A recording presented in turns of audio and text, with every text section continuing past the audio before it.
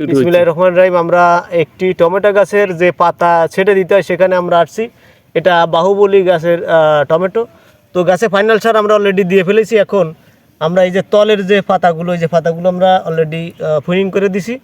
তো এই ফুইনিংটা করে দিলে হবে কি, যখনই আমরা এই যে ফোট নতুন করে ছাড়বে বা আলো বাতাসটা পাবে, দেখেন গাছে কেবল ফুল আসা শুরু হয়েছে, তারপরেও গাছের গতি এবং গাছের যে চেহারা অত্যন্ত ভালো।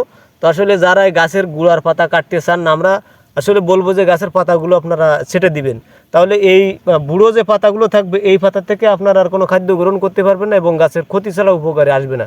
তো আমরা চাই আপনারা এই রকম পদ্ধতি দেখবেন, দেখে আপনারা চাষাবাদ করবেন এবং পাশাপাশি গাছে ছত্রাকনাশক আপনারা প্রতি সপ্তাহে একবার হলেও দিয়ে রাখবেন, কারণ কুয়াশার জন্য গাছ নষ্ট হয়ে যায়।